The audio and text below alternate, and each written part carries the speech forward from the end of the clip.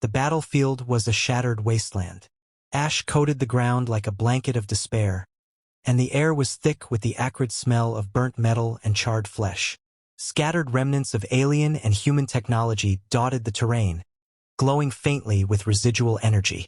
Amid the chaos, a lone figure lay slumped against a jagged outcrop of rock. His armor was cracked and scorched, the once proud insignia of Earth's defense forces barely visible beneath layers of grime and blood. He groaned, a low, guttural sound that spoke of pain too deep for words. His helmet's visor flickered erratically, and the comms crackled with static. The soldier, Captain James Rourke, clenched his jaw as he adjusted the makeshift tourniquet around his thigh. The bleeding had slowed, but the pain was unrelenting. His leg was useless, crushed beneath the weight of debris during the retreat. His squad was gone, dead or retreated, he didn't know. What he did know was that he was alone, surrounded by silence broken only by the distant echoes of battle. Rourke's breath came in shallow gasps as he scanned the horizon. Then they appeared. Alien figures, tall and lithe, their armor gleaming with an otherworldly luminescence, moved with eerie precision. The elites of the Zyllath Dominion, their eyes glowing like embers, approached him slowly, deliberately. One of them, larger than the rest, stepped forward, its voice dripping with disdain. "So, this is the mighty human warrior we've heard so much about?" A pitiful sight, indeed. Laughter erupted from the group, harsh and guttural. Rourke's hand twitched toward his weapon, but it was a futile gesture.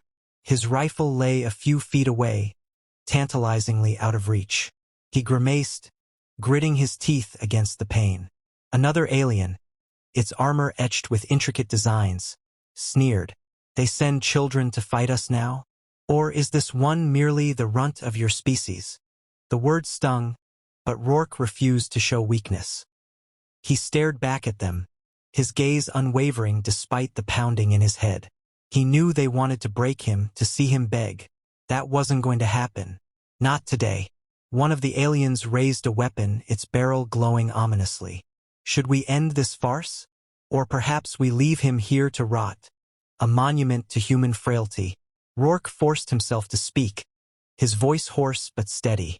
"You underestimate us. That's your first mistake." The alien leader tilted its head, curiosity flickering across its face. Brave words for a dying man. Rourke's fingers found the hidden panel on his wrist gauntlet. With a flick, he activated the distress beacon, sending a signal into the void. He knew reinforcements were a distant hope, but hope was all he had left. The aliens didn't notice. They were too busy mocking him, their laughter echoing across the battlefield. But Rourke didn't care. He leaned back against the rock, his eyes fixed on the sky, and whispered to himself, "They'll come. They always do." Blood seeped through the torn fabric of his suit, pooling beneath him, but Rourke's hands didn't stop moving. Every motion was deliberate, every action a defiance against the inevitability of death. He gritted his teeth as he yanked open a compartment on his belt, retrieving a compact med kit. The auto-injector hissed as it delivered a surge of painkillers and clotting agents. Relief was immediate but partial, dulling the sharp edges of agony enough for him to focus.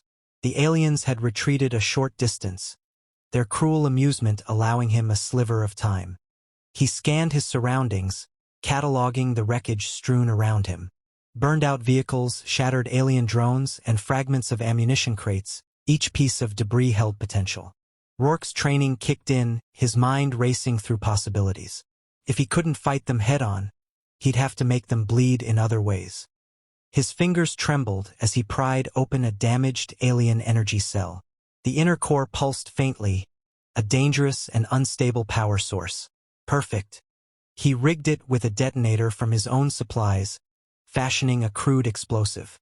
It wasn't elegant, but it would do the job. He dragged himself across the ground, teeth clenched against the pain, and placed the trap where the aliens were most likely to advance. Sweat dripped down his face as he worked. Every second felt like an eternity, but he refused to let the fear overwhelm him. The weight of his actions pressed heavily on his mind. His survival wasn't just for himself. It was for his squad, for humanity, for everyone who depended on soldiers like him to stand between the darkness and the fragile light of civilization. The aliens watched him from a distance, their movements measured. One of them spoke in their guttural tongue, the translation flickering through Rourke's broken comms. What is he doing? Does he think he can stop us with his scraps? Another laughed. Let him struggle. It makes the hunt more entertaining. Rourke ignored them, his focus unbroken. He set up a tripwire using a length of torn cable, rigged to a second makeshift explosive. Nearby, he arranged a decoy beacon using the shattered remains of his helmet. It would emit faint signals, drawing attention away from his actual position. The mocking laughter grew louder as one alien approached the trap. His curiosity betrayed its arrogance. A clawed hand reached out, triggering the tripwire. The explosion was instantaneous, engulfing the alien in a flash of light and fire. The others hissed in anger, their casual demeanor replaced by wariness. They began to spread out, their weapons drawn, scanning the area for further dangers. Rourke felt a grim satisfaction. He had their attention now. His wrist comm flickered again, faint but unmistakable. A signal, human frequencies. Reinforcements were coming. He allowed himself a moment of relief, then pushed it aside. Time was still his enemy. You think this changes anything? One alien growled, its voice dripping with rage. You're still alone. Rourke smirked, his voice a low rasp. Not for long. The air trembled with a low, distant rumble. Rourke's heart pounded as the sound grew louder, unmistakable now. Engines, powerful, human-made, and closing in fast. The alien leader paused, tilting its head toward the noise. The faint smirk on its face twisted into a frown. What is that? One of the aliens demanded, its voice sharp with unease. Rourke didn't answer. He didn't need to. The sky above, dark and choked with smoke, suddenly lit up with streaks of fiery orange. Human dropships, their sleek forms cutting through the clouds, descended with precision. The sound of roaring engines and the metallic hum of advanced weaponry filled the air, drowning out the alien taunts. The Zyllath warriors turned their attention skyward, their confidence faltering for the first time. One of them hissed, impossible. They wouldn't risk reinforcements here. The first dropship landed with a resounding thud, its side panels opening to reveal heavily armed human soldiers clad in cutting-edge exosuits. Their movements were swift, practiced, and deadly. Without hesitation, they unleashed a barrage of gunfire and drone strikes, tearing through the aliens' formation. Rourke watched as the reinforcements spread out, their precision overwhelming the alien elites. Tactical drones buzzed around the battlefield, raining down bursts of plasma on the exposed enemies. One soldier, larger than the rest and clearly a commanding officer, stepped forward, his voice amplified by his helmet speakers. Hold the line. Protect the wounded.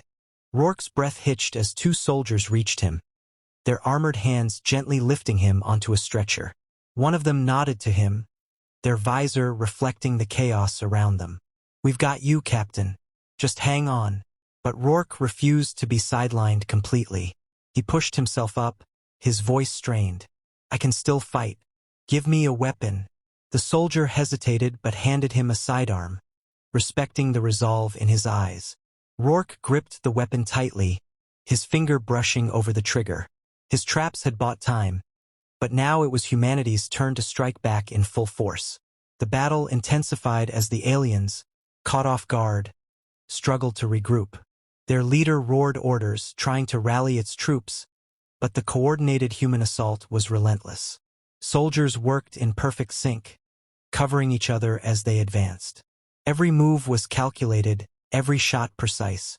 Rourke joined the fray as much as his injuries allowed, firing at the disoriented aliens from his makeshift cover. He aimed for their weak points, the gaps in their armor he'd memorized from countless encounters. One by one they fell, their arrogance replaced by desperation. The tide had turned. The remaining aliens began to retreat, their leader snarling in frustration.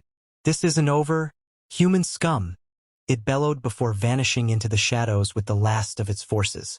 As the final shots echoed across the battlefield, Silence settled once more.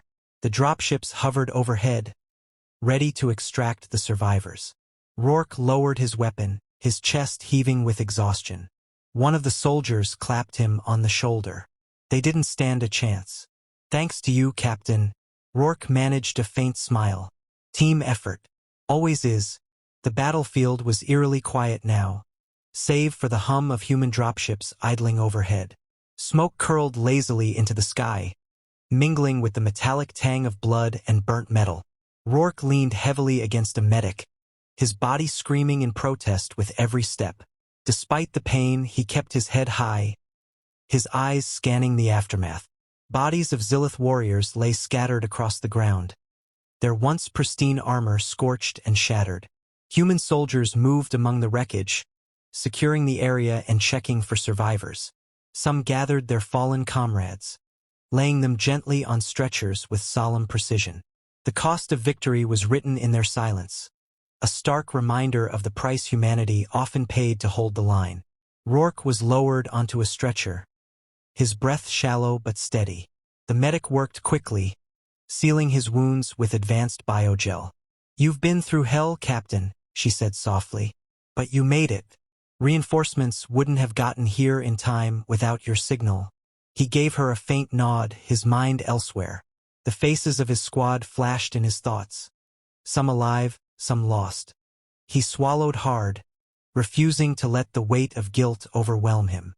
They had fought for this, for humanity's chance to endure, and he wouldn't let their sacrifice be in vain. The commanding officer approached, his exosuit covered in soot and blood.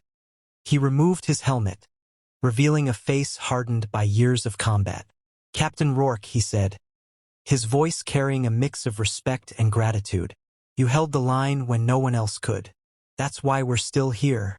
Rourke's lips quirked into a faint, tired smile. "Wasn't just me. Humanity doesn't quit. You know that?" The officer nodded, his expression grim but determined. "And the Zyllath learned that the hard way today.